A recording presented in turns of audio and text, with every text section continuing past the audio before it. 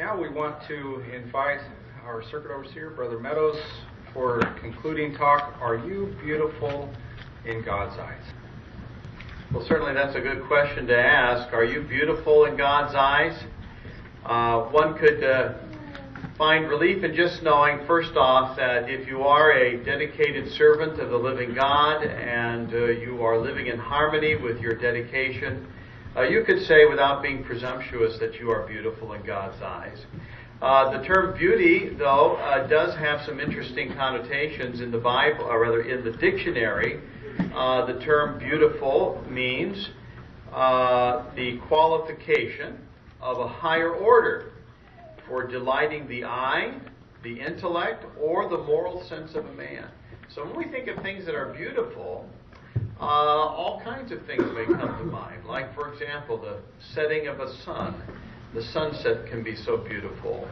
Or maybe it's something that we hear that is beautiful. Maybe we hear a babbling brook or the songbird or the voice of one of our fellow brothers and sisters, singing a song next to us, and all your melodious voices. They're all beautiful, aren't they?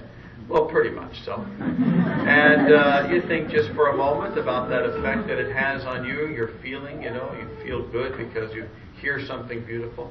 But in reality, the most beautiful thing is the deed or the action that may delight the moral sense of an individual. In this, we could say that the most beautiful person who ever walked the face of the earth, of course, was Jesus Christ himself. Now, as we use the term beauty, we're not talking about in the physical sense, because the Bible is moot on the subject of Jesus' physical appearance, although one could probably say that he was beautiful in form. Beauty, in this sense, is being laid on emphasizing the way Jesus led his life, the things that he did, the things that he said, the actions that he displayed towards other people. This is what made him beautiful in God's eyes. And Jesus also, in displaying certain qualities, godly qualities, made himself very beautiful in the eyes of others. One of the qualities that he emphasized towards his disciples and told them that they really needed to learn was the quality of forgiveness. The quality of forgiveness. This is a quality that makes an individual very beautiful in God's eyes. If you take just a moment and you go to the book of Matthew chapter 6 and verse 14, here's where Jesus, in giving after the model, what is called the model prayer or the Lord's Prayer, gave further instruction on how to apply the thoughts that were uttered within the Lord's Prayer. Matthew chapter 6 and verse 14, Jesus goes on to give explanation on the thought of forgiveness. Now, as you read in the New World Translation, Matthew chapter 6 and verse 14, I'm going to read it in the Kingdom Interlinear Translation, so you'll be able to see the literal meaning of the word for forgiveness. See if you can pick it out. So we're going to read verse 14. You read it in the New World Translation, verse 14 and 15. I'll read it from the Kingdom Interlinear. It goes like this. For if you let go off the trespasses of men, your heavenly Father will let go off also the trespasses of you. But if you do not let go off the trespasses of them, neither will the Father of you let go off the trespasses of you.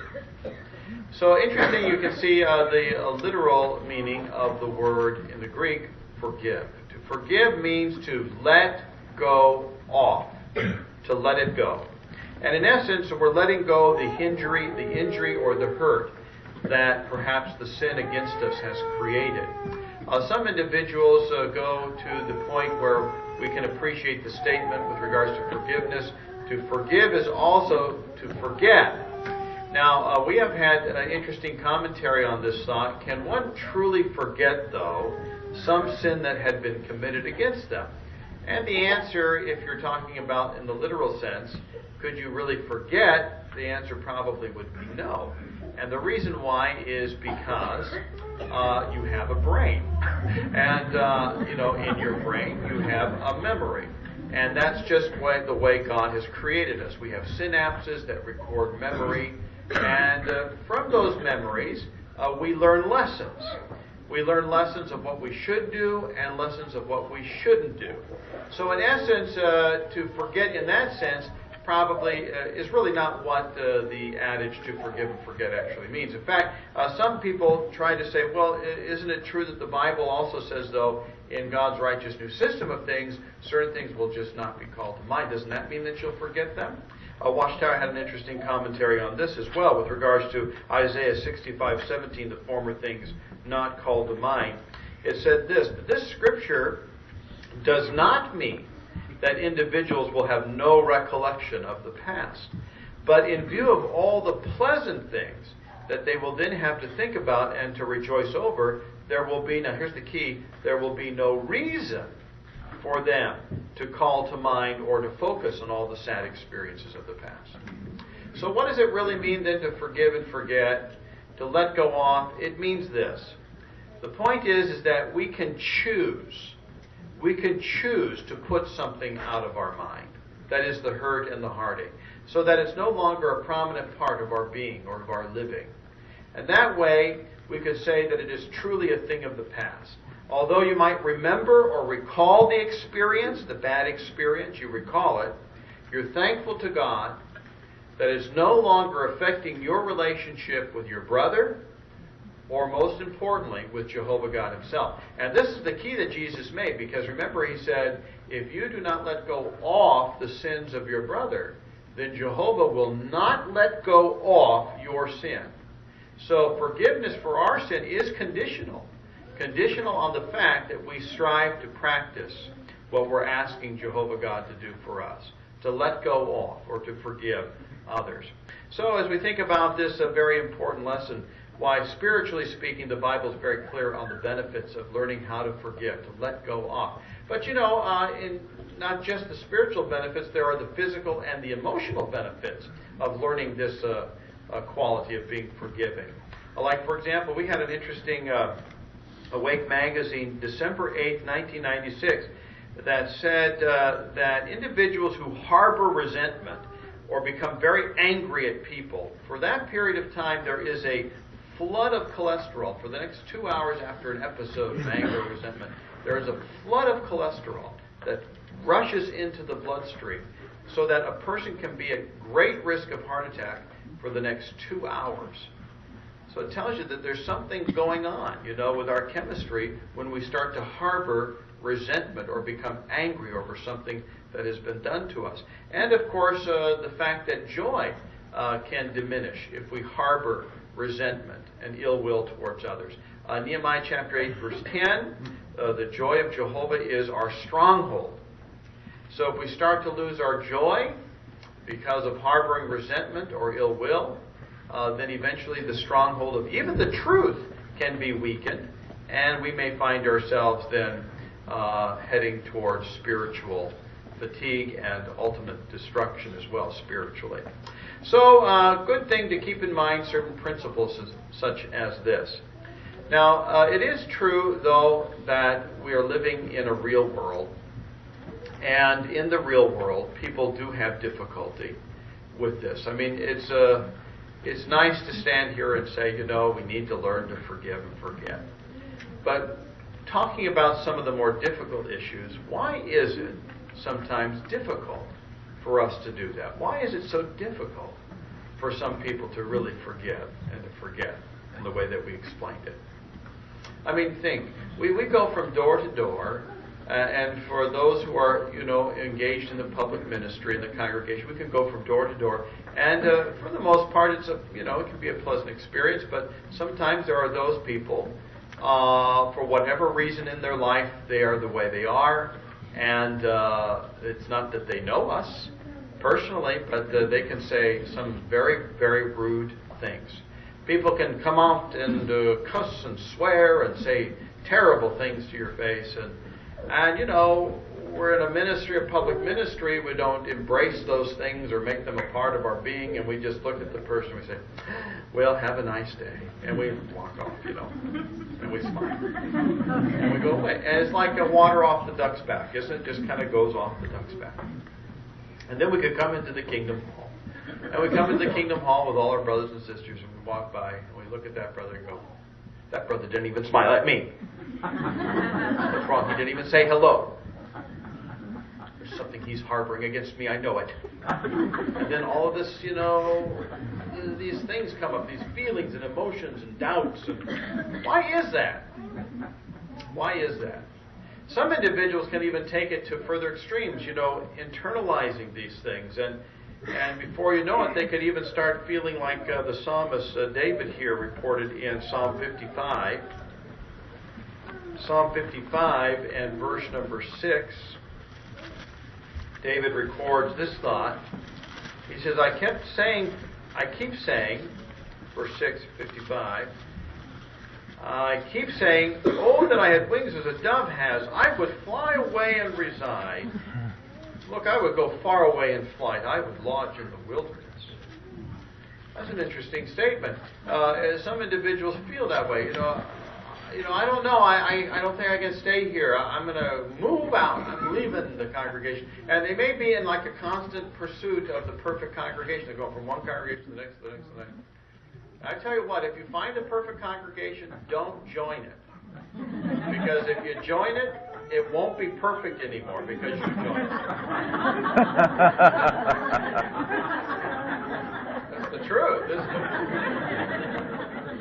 Because the reality is there is no perfect congregation because we're made up of imperfect people. Now, David here had this feeling, though. It's recorded for us that he wishes he could just fly away into the wilderness. I'm going to leave this place, get away from everything here, and I'll just go lodge by myself. Now, what was the reason why he felt that way, though? That's the key. Verse number 12 gives you the reason. Now, look carefully. It says, for it was not an enemy that proceeded to reproach me. Otherwise, I could put up with it. It was not an intense hater of me that assumed great airs against me. Otherwise, I could conceal myself from him. But it was you. He's talking about Ahithophel. It was you, a mortal man who was as my equal, one familiar to me and my acquaintance, because we used to enjoy sweet intimacy together. Into the house of God we used to walk with the throng. So here he was having problems with his Hebrew brother, Ahithophel. And it was no small thing. Ahithophel, who was his confidant, a close friend, had conspired with David's son Absalom to kill David. And he got together 12,000 people to go out and kill David. So now, if you ever have 12,000 people out to kill you, it's okay to change your congregation. But that's the hyperbole in the illustration. Is that in reality we're talking about an extreme circumstance. David writes this thought, I wish I could just leave. And no wonder he felt that way. So then the question we come back to, why is it that sometimes we have problems and maybe we have difficulty in forgiving our brothers and sisters when we can walk away from people in the territory and just like, well, I'm not going to take that personally. Why? The answer, according to the Scripture, is because, for the most part, we expect more from our brothers. And rightly so. They are in the truth. They know the principles. But we should not expect perfection. That's the key. And that's why Jesus gave us the principle on learning how to forgive. He said you must learn how to forgive others. And this is so important within a congregation of God's people. Because as we know the truth, we know it's the truth. It's the people who are imperfect. It's not the truth that's imperfect. It's the people who are imperfect. And so now we learn how to embrace the quality of forgiveness. We learn how to forgive one another. Now, as we go through the learning phases of learning how to forgive one another, there are principles that we ourselves, even if we are the offended one, could violate that would make things worse. Like, for example, in Proverbs 17, look at this one. Proverbs 17, here's a good one. And it says this in verse number 9. It says, the one covering over transgression is seeking love. You see that? But then it says, and he that keeps talking about a matter is separating those familiar with one another. So here's a principle that if we were to violate, we could really wreak havoc in a congregation. Like, for example, say a new brother or sister moves into the congregation, and you're out in the service with them, and you're having a good time. You're talking, getting to know them. Oh, you're from there. Oh, yeah, we know those. You know those people. We know those people, and having such a good time. And you know, as you're talking, this brother or new sister, they like you, you like them, and then it shifts, and they say, the new person says, and I was working with brother so-and-so yesterday, or sister so-and-so, and she or he, they're very nice people too. I really enjoy being with them. Unbeknownst to them, though, that's the brother or sister you had a little tiff with 10 years ago. And so the more talk and all these accolades that the new brother or sister are mentioning about this brother, what does your flesh just scream out to do? Well, let me tell you one thing about that person you might want to be aware of. Not to really make it bad, but I want to tell you. And then all this stuff comes out and you assassinate the character of the person.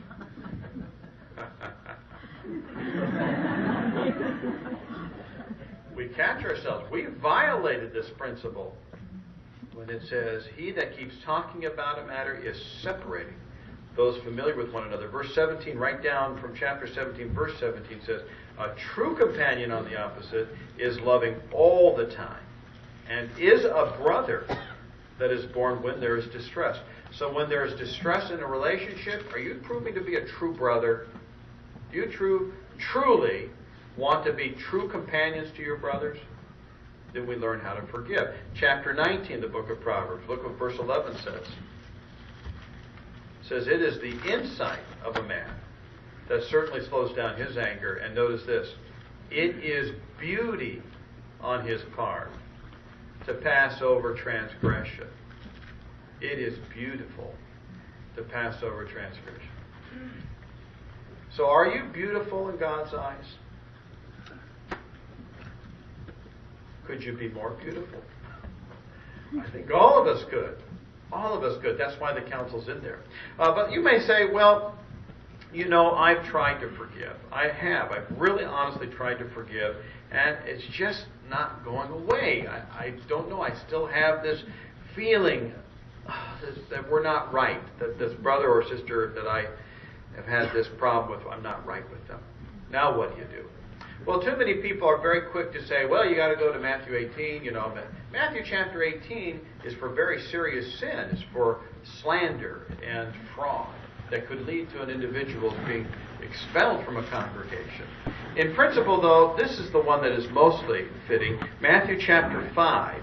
And you'll recall Jesus, when he was giving instruction here on good relations with people, was probably giving this instruction due to the time period of a festival happening in and around Jerusalem. And the reason why it's more fitting to think of it that way as well is because people, Jewish brothers and sisters were coming from outside areas into Jerusalem where a festival was going to be held. And this was an opportunity for people to be right with their brothers and sisters as well, because people are now coming to the temple to offer sacrifice. And so Jesus gives this illustration. He says, if then you are bringing your gift to the altar, you see, so this brother is coming to the altar to offer a sin sacrifice. And as with these types of sacrifices, these are not just something that you do, whimsically. You have a lot of planning involved in these things. So this brother has planned this sacrifice, and now he's walking through the city, and he has his little lamb. He's walking through the city. People recognize, there goes one of those Jews. He's going to go off with a sacrifice. Yeah, well, it is a festival. They do that now. Yeah, I guess it is right. And it's a big witness. He's walking through the city. And he walks up into the courtyard of the Gentiles. The Gentiles see him, oh, there's a good, faithful Jew who's going to go offer his sacrifice. Yes. And then he walks up a flight of stairs, 14 flights of stairs, 14 steps into a courtyard of the Israelite women. And so the Israelite women see the brother coming through the courtyard. Oh, there's brother so-and-so. Yes, he's going to offer sacrifice. Probably for his family. He's such a good man. Look at him. And then all of a sudden, all the women are talking. Look at him. They're there. It's the courtyard of the women. They talk, And these are good things they're talking about. And then they go up another step. 15 steps more now, this time into the courtyard of the Israelite men, who are ceremonially clean. Oh, my brother, shalom. Shalom to you, my brother. You're going to offer a sacrifice to Jehovah. May Jehovah be with you. Yes, my brother, thank you very much. And so Jesus says, if you are then bringing your gift to the altar and you there remember that you are not right with your brother, and you see you've gone through all these courtyards, and now you're before the priest, and you remember, that's right. I'm not right with my brother. Jesus said, go away. Go away. First make peace with your brother. Now the Israelite man has to think about this because, he has to go back through that courtyard of women. They're going to see him coming back. That brother didn't offer a sacrifice. Oh, there's something wrong with him. He's probably not right with...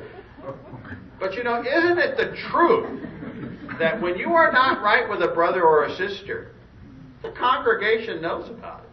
It's like you can't hide it. They know. So Jesus said, you swallow your pride. Got to go be right with your brother. Then you can offer the sacrifice that is what? That is pleasing to Jehovah God. Then it becomes a true gift. Otherwise, Jesus said, we're kind of wasting our time, aren't we? The importance is that we need to be right with our brothers and learn how to forgive and to be forgiving as well. Because when we leave and we go to have a little seat with our brother, we're talking about this difficulty, we become vulnerable. It's a moment of vulnerability. And through that vulnerability in the process of forgiveness, our brother and sister can offer us a gift, and that is the gift of forgiveness. And then many times when people go through the process of forgiveness together, they come out of that little discussion being closer than they ever have been in the past. Now, it's true that you might not just, let's go to dinner and everything, but at least you let go of the pain and the resentment, and you can be at peace with your brother. And you can set the setting, the foundation for better relationships in the future.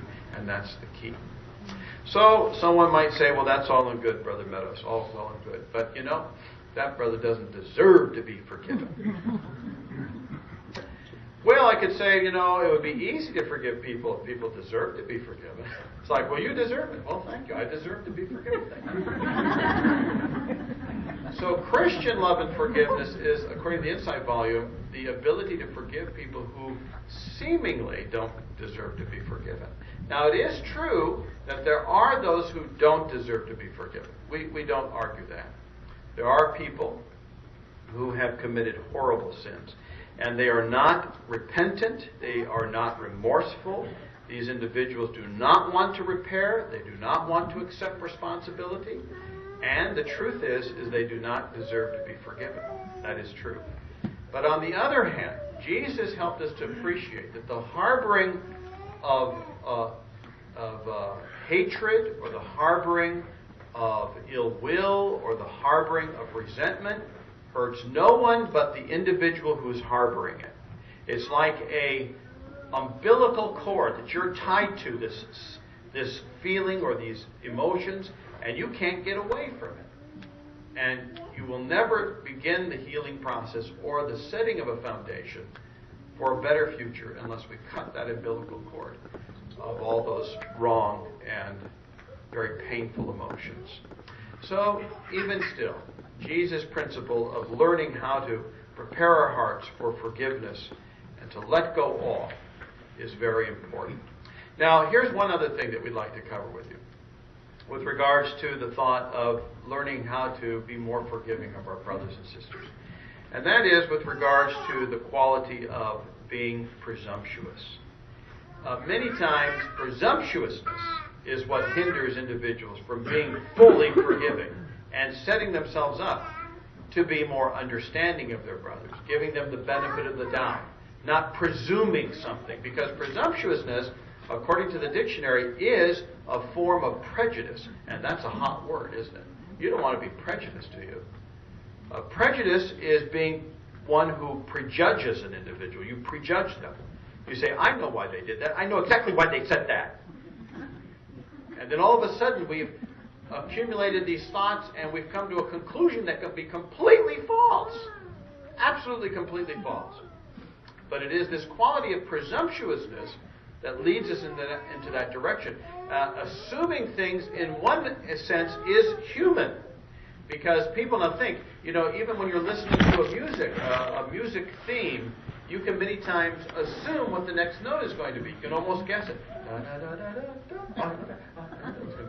that's kind of like an assumption. That's a form of presumption. And that's innocent. But this type of thinking, being presumptuous, takes people into some terrible areas when it comes to relationship. And it's almost automatic. It's almost like an automatic way of thinking. And that's why you need to be prepared when your presumptuousness comes up into your heart or mind. Like, for example, I'm going to give you this in an illustration, and it's something that you can do as a little exercise you can do. If you have a pen or a pencil, just take out a pen or a pencil. Real quick, a pen or a pencil and a piece of paper. If you'd like to do this, it really works. It's fascinating how this works. And it gets your mind focused on the principles. A piece of paper, even the back of your watchtower could be used, just a little area where you can write something. So you need a pen or a pencil, a little area on a piece of paper or the back of the watchtower that you can write on. And if you're going to participate with this, it only takes 30 seconds to do it. So see if you can do it very quickly with me. Now don't do anything until I give you some instructions. Just listen to the instructions. You all have your pen and your pencil, your paper somewhere to write. And now this is what I want you to do. I'm going to give you 30 seconds, and what I want you to do in 30 seconds is I want you to write your name, your signature, print, or whatever you usually do. Write your name as many times as you can, as fast as you can in 30 seconds. Ready? In 30 seconds, as many times as fast as you can. Ready? Go. You're writing your name now, fast, fast, fast. And you're writing very quickly your name, your signature, whatever it is you're doing, very fast, fast, fast. And don't listen to those cramping finger muscles. Keep going quickly, quickly, quickly. Don't pick up the speed a little bit more now. You got 10 seconds left. Now go to the finish line. You're going to speed up. Go even faster than you were. And you have 5 seconds left. 3. Finish off one more. 1. Stop. Okay, that's 30 seconds. Wow. Okay. Now, count up how many times you were able to write your name. Count them up. 5, 10, 15. Okay, how many are 10 times or more? Raise your hands. 10 times or more. Raise your hands real high. 10 times or more. Okay, let's keep them up now. How about 15 times or more? Keep your hands up if you're 15 times or more. 15. Okay, 18 times or more. 18 times or more. Keep them up real high. I can't see them. 18 times or more. 17 times or more. 17 times or more. Oh, 17 times or more? Okay, my wife has done this before. We're going to disqualify her. 17 times? Anybody more than 17 times? 17 times. So you won. 17 times. Now, people are wondering, how did you do it 17 times in 30 seconds? So, how did you do that 17 times in 30 seconds? How were you able to do that nice and loud? I have a short name. A short name. Okay, that makes logical sense, doesn't it? Short name. Quicker in spelling your name. Sure you didn't cheat. Okay,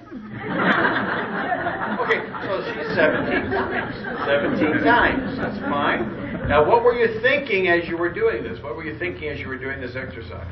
What were you thinking while you were doing it? What were you thinking? What were your thoughts? Okay, all kinds of thoughts come to your mind, I know. Okay, Brother Chase. Just write your name as fast as you can. One thing. Okay, you were really concentrating. You was concentrating. Right, fast, fast, fast. What were you thinking, Sister Snow? I was thinking spelling my name. Spelling your name. Am I spelling it correctly? Yeah. Snow. Bakers. Go, no microphone.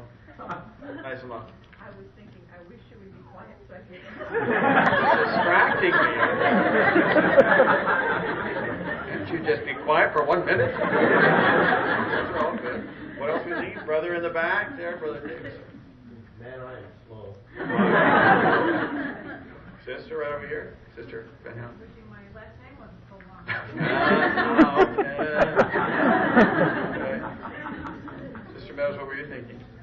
Well, I was wondering, when you said your name, did you want your name or the word your name? Write your name. Okay, very good. All right, so all kinds of things. Just one more. Yeah, you expect to find a direction. I didn't think so. I was going to shorten it to just initials, you know. Oh. I thought that would be cheap, but... Oh. Okay. All these thoughts. Okay. Okay, now take your pen and put it in the opposite hand you normally write in. Oh! Okay, that's all I wanted you to do. Now go ahead and put it away. So everybody who moaned outwardly or inwardly, raise your hand. Go ahead, commit yourself. Now, what were you all just being just then? You were all being presumptuous, weren't you? You were presumptuous. You see, you don't know everything. And that's how instantaneous presumptuousness comes up to your mind. Now, we've just done it was a little game, you know, and it's very innocent what we just did. So you don't condemn yourself because you went, oh. But in reality, when that same feeling, and so automatic in ways, comes up in relationships, that's when you have a problem. And that's why this scriptural text is so powerful now. With that illustration of mine, Psalm 19. We'll finish with this one. Psalm 19. Written, by the way, by David. Psalm 19. Written by David. And rightly so. Because he says here in Psalm 19, verse 113, also from presumptuous acts, hold your servant back. Do not let them dominate me. In that case I shall be complete, and I shall have remained innocent from much transgression. And you know what? Ahithophel is coming back in the resurrection. So David will have his moment, won't he? Without presumption. And then he'll be able to figure out how he might be able to forgive his brother as well. You know, as we think about this particular lesson here at the conclusion of our week together, isn't it just fitting to understand that this is the kind of thinking that we've just explained, the kind of thinking that helps us to see others from their frame of reference. It helps us to understand sincerely and to appreciate sincerely our brother in a greater degree, to learn how to apologize, to be more quick to apologize, to be more quick to be forgiving. And that's why Jesus tried to teach his disciples that this quality of forgiveness really does make a person beautiful in God's eyes. This is what makes Jehovah beautiful. This is what made Jesus Christ beautiful. When he was on the torture stake, looking down at the people who were putting him to death, the soldiers, the Roman soldiers, he said, "Forgive them, for they know not what they do." Let's keep our minds off self and imitate Christ in this same way. Because Jehovah God has a nation of people that is beautified by being his people and also have an opportunity to beautify Jehovah God in reflection of the quality of forgiveness. As Psalm 149 verse 4 then says, Jehovah is taking pleasure in his people, and he will then ultimately beautify you with the salvation of your soul. Let's show that kind of beauty. God will then beautify us with the salvation of our soul because we were beautiful in God's eyes.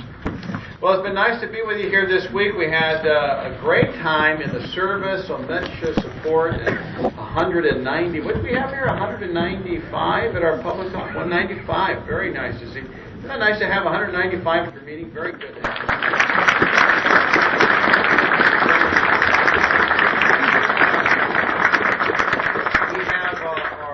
Host week coming up.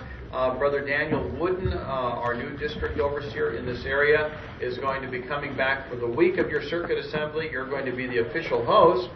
And just let me just take 2 minutes and ask you, do you know what a host is supposed to do? What is a host of the circuit assembly supposed to do? Do you know what it's supposed to do? Well, what does a host do? What does a host do? If you're thinking about a host, what do hosts do? Okay, Brother Weatherford. No microphone. We simply want to welcome them. We want to make their visit very pleasurable, and that would include the spiritual activities involved in that week. Okay, so a host welcomes people and makes the arrangement work, and so you want to make sure you're here to work with Brother Wooden, and my wife and I will be able to join them. At the circuit assembly, you're also a host, though, so that means you have to be there to do what? Yes, Sister Fagley? To welcome. To welcome people. It means that we encourage you to get there just a little earlier as a host congregation, so that you're there and kind of mingle and get to know the different friends, and you can go. We're the host congregation, and we're here to host and to welcome. And then what does a host do after the whole thing is over with? Well, I don't know. Brother Weatherford. We want to thank them for a wonderful week of activity. Yes, and then you're going to do what other work? You see, you're avoiding it. Mr. Akers.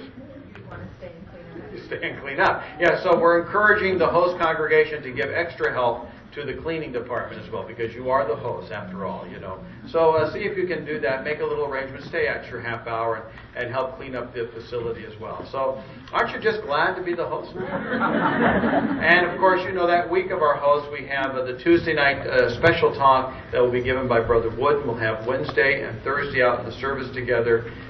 So it will be a nice week that leads up to the crescendo, which will be at your circuit assembly. And that is the let's see, is that the November assembly here or December? November. Okay, so you're the last week of November, last weekend of November. So we're looking forward to that. In the meantime, Joel and I want to thank you again for a fine week of activity together. And let's conclude now to stand and sing Song 106.